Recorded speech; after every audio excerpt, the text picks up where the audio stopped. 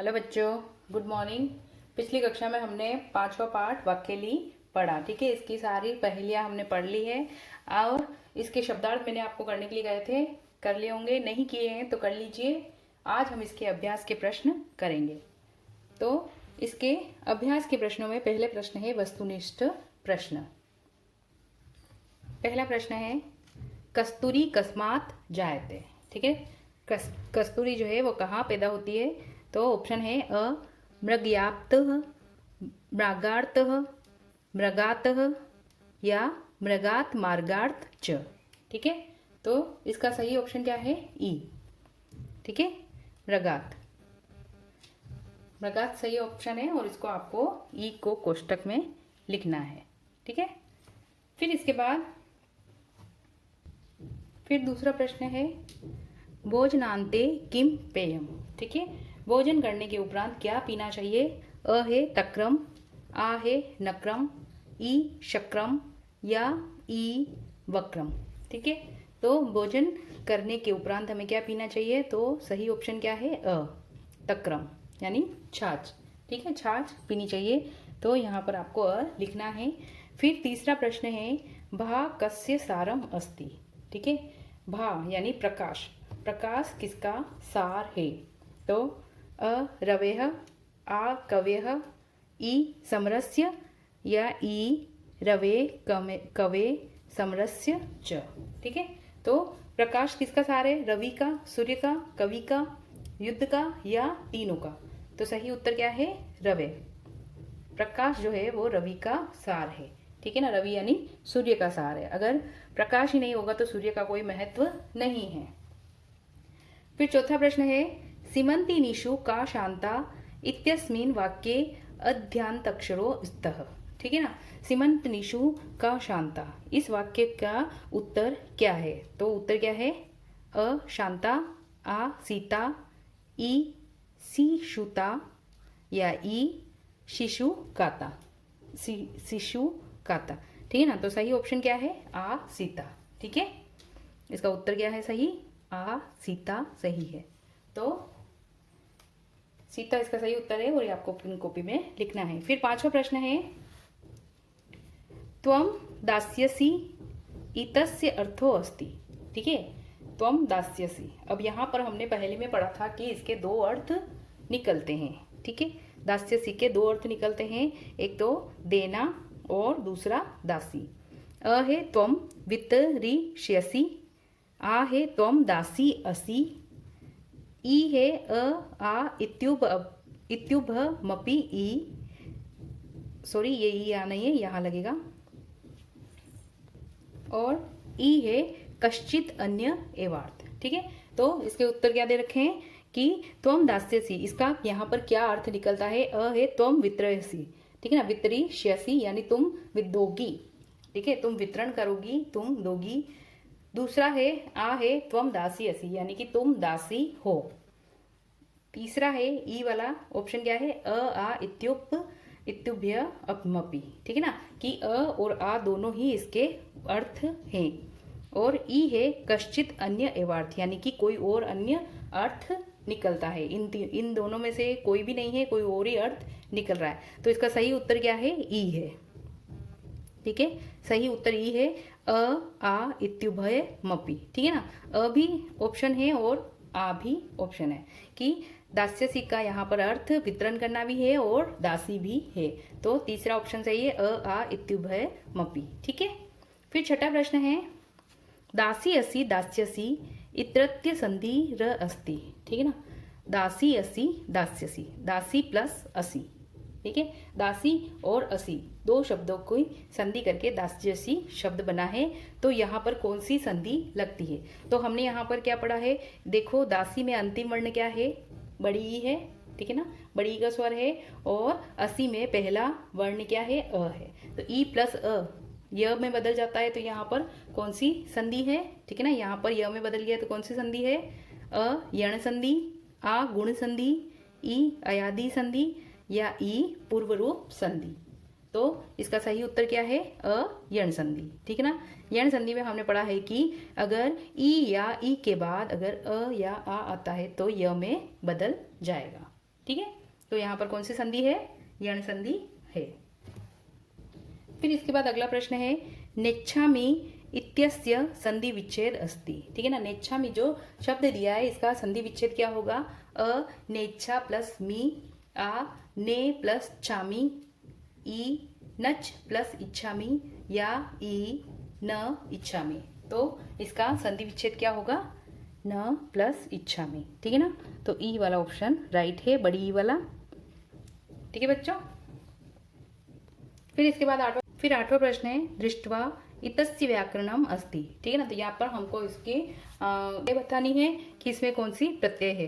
तो दृश्य अ में है दृश्य प्लस कत्वा प्रत्यय, आ द्रक प्लस कत्वा प्रत्यय, ई दृश प्लस टिवा प्रत्यय, या ई दृश प्लस इष्टवा प्रत्यय। ठीक है ना, तो कौन सी प्रत्यय है इसमें? कत्वा प्रत्यय लगी है, अ वाला ऑप्शन राइट है। ठीक है, अ वाला ऑप्शन राइट है, दृश प्लस कत्वा दृष्टवा। ठीक है, तो ये आपको अब सद के प्रश्न कॉपी में करने हैं। इसके बाद लघुत्तरात्मक प्रश्न करेंगे। लघुत्तरात्मक प्रश्न में पहला प्रश्न है करिणाम कुलम को हंती। ठीक है, करिणाम यानी हाथियों के कुल को कौन मारता है? तो उत्तर क्या है? करिणाम कुलम सिंह हंती। ठीक है, करिणाम कुलम सिंह, को की जगह क्या लग जाएगा? सिंह लग जाएगा। ठीक है, दूसरा प्रश्न है कति इतयः इति त्रयस्य नामोल्लेखम कुर्वन्तु। ठीक है, तो इसका उत्तर है इतयः तिस्रः तासाम नामानि सन्ति अतिवृष्टि अनावृष्टि शलभ मुष्कादीनाम जंतुनाम प्रकोपः। ठीक है ना, तो प्रश्न क्या पूछा है? इति कितनी होती है? ठीक है, कृषि संबंधित जो प्रकोप होते हैं वो कितने होते हैं और उनमें से किन्हीं 3 का नाम लिखना है। तो उत्तर क्या है? इतयः त्रिस्र, यानी कि जो कृषि संबंधी विपदा होती है, इत्तियां होती है, वो 3 होती है। तासाम नामानि संति, तीनों के नाम है अतिवृष्टि अनावृष्टि। ठीक है ना, एक तो है अतिवृष्टि यानी कि बहुत अधिक बारिश होना। ठीक है, दूसरी है अनावृष्टि की बिल्कुल भी बारिश न होना, और तीसरा है शलभ मुष्कादीनाम जंतुनाम प्रकोप। ठीक है ना, यानी कि जंतुओं द्वारा प्रकोप। कृषि पर 3 प्रकोप होते हैं, एक तो बहुत अधिक बारिश से कृषि प्रकोप होता है, कृषि बिगड़ जाती है। दूसरा बिल्कुल बारिश नहीं होने से, और तीसरा जंतुओं द्वारा, जिसमें शलभ यानी टिड्डियाँ, मूषक यानी चूहों द्वारा या दूसरे जानवरों द्वारा उसको खा जाना होता है।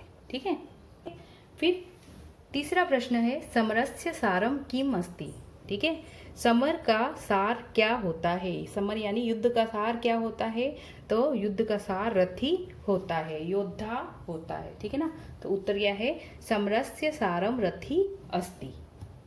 फिर चौथा प्रश्न है पिबाम्य हम इत्यस्मिन् क संधि। ठीक है ना, पिबाम्य हम में कौन सी संधि है? तो पिबाम्य हम को अगर हम विच्छेद करेंगे तो क्या हो जाएगा? पिबामी अहम। ठीक है, और यण संधि आ जाएगी क्योंकि यहाँ पर ई है और इधर अ है। ठीक है, और ई प्लस अ तो य में बदल जाता है। ठीक है, य में बदल गया तो ये यण संधि हो जाएगी। तो उत्तर क्या है? पिबामी प्लस अहम यण संधि। ठीक है, फिर पांचवा प्रश्न है द्रोणः हर्षमुपागतः अत्र द्रोण शब्दस्य अर्थ द्वय किम अस्ति। ठीक है ना, द्रोण हर्षमुपागतः यानी कि द्रोण जो है वो हो प्रसन्न हुए। तो यहाँ पर द्रोण शब्द के 2 अर्थ क्या निकलते हैं? तो क्या है? 2 अर्थ है। पहला है द्रोण कौरव पांडवा नाम गुरु द्रोणाचार्य। ठीक है ना, पहला अर्थ क्या निकलता है? द्रोण यानी कौरव व पांडवों के जो 100 कौरव थे और 5 पांडव थे, उनके जो गुरु थे द्रोणाचार्य, उनका नाम, उनको भी द्रोण कहा जाता था। और दूसरा अर्थ क्या निकलता है? काकः यानी कौआ। काकः इति द्रोणस्य अर्थ द्वय मस्ति। ठीक है ना, तो ये दोनों जो पहला है द्रोण यानी कि द्रोणाचार्य और दूसरा है काकः, ये दोनों अर्थ यहाँ पर द्रोण के निकलते हैं। ठीक है, फिर छठा प्रश्न है कम बलवंतम न बाधते शीतम। ठीक है, तो किसको शीत जो है वो बाधा नहीं पहुंचा सकती है? तो उत्तर है कंबलवंत न बाधते शीतम। ठीक है ना, कंबलवंत यानी कि जिसके पास कंबल हो।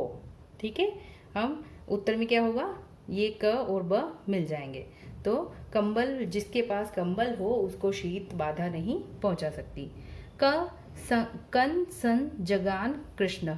ठीक है, तो कृष्ण ने किसको मारा? तो उत्तर क्या है? कंस जगान कृष्ण। ठीक है, यहाँ पर उत्तर में क और स को मिलाकर लिखना है, कंस को कृष्ण ने मारा। ठीक है, संजगान इत्यत्र क उपसर्ग, यानी कि ये जो शब्द है संजगान, इसमें कौन सा उपसर्ग है? तो कौन सा उपसर्ग है यहाँ पर सम उपसर्ग है। ठीक है, जगान शब्द में सम उपसर्ग लगाने पर संजगान शब्द बना है, तो सम उपसर्ग लगा है। ठीक है, उत्तर क्या है? सम इति अत्र उपसर्गः। फिर इसके बाद है निबंधात्मक प्रश्न, भोजनान्ते च दुर्लभम। ठीक है, भोजनान्ते च दुर्लभम अस्याः प्रहेलिकायाः हिंदीया विवरणं कुर्वन्तु। तो पहली क्या है? भोजनान्ते च किं पेयं जयन्तः कस्य वे सुतः कथम विष्णुपदम प्रोक्तम तक्रम शक्रम दुर्लभम। ठीक है, तो ये जो पहली है इसका हिंदी में विवरण लिखना है। तो इसका हिंदी में विवरण क्या हो जाएगा? तो इसकी जो हिंदी में व्याख्या दे रखी है वह लिखनी है कि भोजन के बाद क्या पीना चाहिए। यह एक प्रश्न है, इसका उत्तर है छाछ। जयंत किसका पुत्र था? यह प्रश्न है, इसका उत्तर है इंद्र का। विष्णु का पद अर्थात बैकुंठ कैसा है? तो इसका उत्तर है बैकुंठ की प्राप्ति मानव के लिए कठिन है। तो यह इसका हिंदी विवरण है और ये आपको निबंधात्मक प्रश्न में पहले प्रश्न में इसका उत्तर ये लिखना है। ठीक है, फिर दूसरा निबंधात्मक प्रश्न है, केशवम पतितम दृष्ट्वा केशव केशव। ठीक है, ये जो पहेली है, अस्या प्रहेलिकाया विवरणम संस्कृतेन क्रियताम। ठीक है ना, तो ये जो पहेली है इसका विवरण संस्कृत में लिखना है। तो ये दूसरे प्रश्न का जो उत्तर है वो मैंने यहाँ लिख दिया है। केशव श्री कृष्ण जले मृत शरीरम वा अवलोक्य द्रोणाचार्य काको वा प्रसन्नः भवति परम च कौरवाः श्रगालाः वा क्रंदन्ति हा जले मृत शरीरम। जले मृत शरीरम के जले मृत शरीर का मतलब होता है एक तो जल में गिरी हुई लाश। ठीक है, शव मृत शरीरम प्रवहति पतितम वा।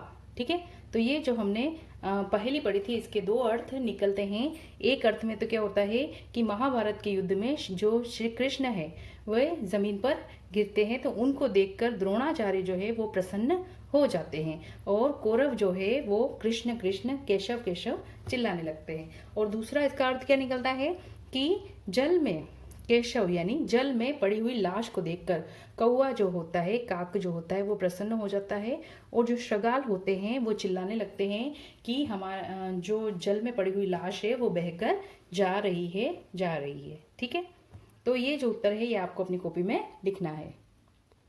तो बच्चों ये पार्ट 5 के सारे प्रश्न उत्तर मैंने बता दिए हैं, ये आपको अपनी कॉपी में करने हैं।